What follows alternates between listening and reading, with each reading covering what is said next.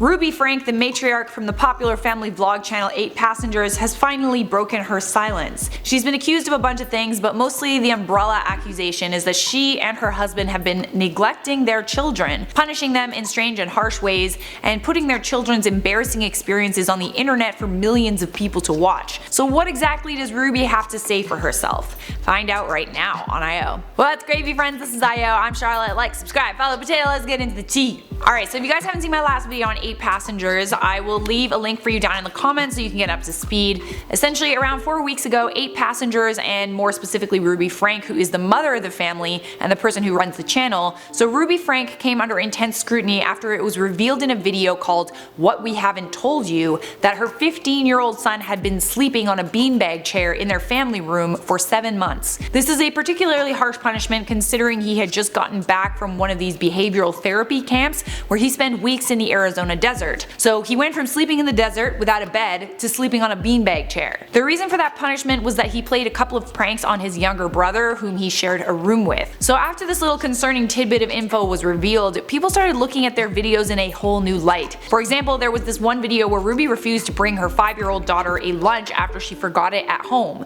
Denying your child food to teach her a lesson, a 5-year-old child who doesn't know any better, is what some people are describing as neglectful. Now listen, I'm not a parent, I'm not the Franks. I have no idea what's going on in their private lives. Maybe there is a lot we don't know about. The Franks claim that a therapist has given them recommendations on how to discipline their children and they follow that therapist's advice. But if you're sharing that stuff on the internet, people are gonna have opinions about it. There was also this concern that seems that Ruby's sharing a bit too much of her children's private lives. Things like their first periods, shaving for the first time, trying on bathing suits that are too small. These things are things she filmed even though her children are heard on camera saying that they're uncomfortable with them. So after several weeks of silence from Ruby, she's finally spoken to Insider about the controversy. She talked about Chad revealing that he had his bedroom taken away, but people aren't talking about the fact that he was actually given his bedroom back. She said he had done a bedroom reveal where he was excited that he put LED lights up in his bedroom and he was hanging puzzles on his wall that he had put together and glued. It never occurred to him that it would turn on us. The video, What We Haven't Told You, has actually been deleted from the 8 Passengers channel.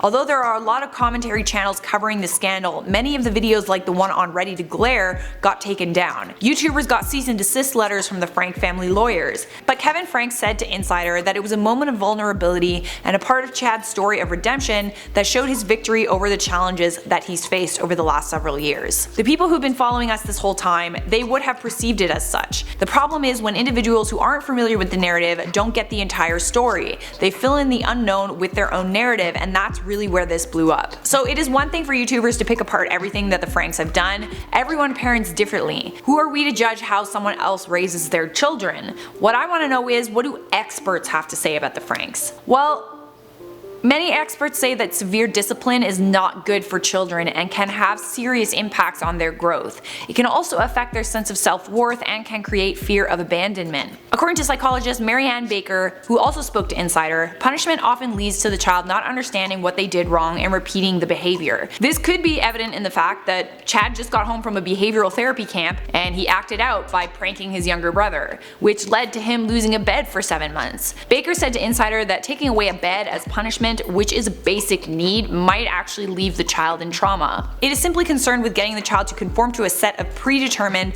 often poorly communicated, and ever-changing set of goalposts, so the child is almost doomed to fail. Children make choices with their behavior based on their emotions, and if you don't seek to understand and discuss those emotions, the child ends up storing a host of resentment and anger at the very least. On the other hand, pediatrician Sophie Niedermeyer-Patramani said to Insider that the parents resort to harsh punishment when they are struggling to moderate bad behavior. The harsh punishment stems from the parents struggling to control their child, not sure of what else to do. It's kind of like the last straw sort of thing. If you punish incoherently, it will be difficult for them to establish relationships later on in life and moderate their own behavior later on as well. And if we look at brain function, a neurotransmitter is secreted when something like reward or punishment happens. Punishment sets free a stress reaction in our brain which actually hinders learning. Kevin also said that the decision to take away Chad's bed actually came from years of physical and emotionally damaging behavior, where Chad actually got suspended from school. This is the reason that he was actually sent to the wilderness therapy therapy program. Ruby added that Chad would have been able to get his bed back at any time if he changed his behavior, and it's something that he knew that he could do the whole time. It just took him 7 months to change his behavior. As for the issue surrounding Eve's lunch, what the video didn't reveal was that Eve's school day only had 2 hours left in it when her teacher called.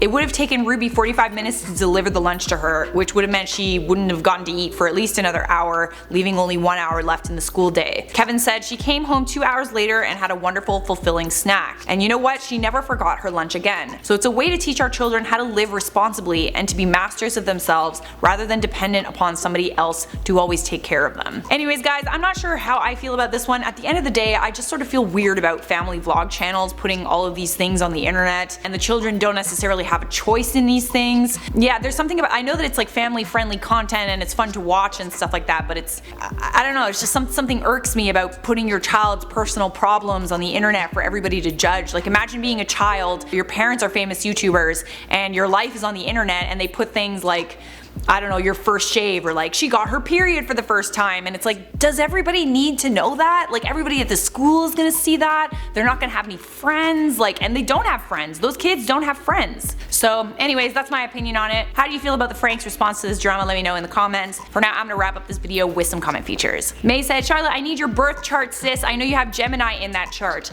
I love your delivery always. Well, thank you so much, May. I am not a Gemini though. I'm a Virgo, and I think my moon is in Sagittarius. I don't think I have any Gemini in there, but I did grow up around Geminis. Both my mother and brother are Geminis, and they were born on the same day, so I am heavily influenced by Geminis. Eden said, I know this isn't relevant to the video, but am I the only person who watches every IO video just to see if your comment is featured, and also for the stories and hosts, just to never see any comment from the video you commented on ever featured?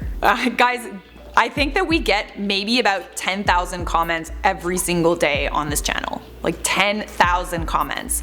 So the chances of your comment being read are not that high. One thing that I would like to see more though is, like, I love these like character accounts where people pretend to be a character and then they comment as that character, like Bigfoot with internet access, because it's not just funny for you and me, it's funny for everybody else, and I'm way more likely to feature a comment like that because it's something that everybody will enjoy watching. So there's a little hint for you. That's it for me. Thanks for watching. Leave a like on this video if you enjoyed it. Subscribe if you want more. See you guys next time.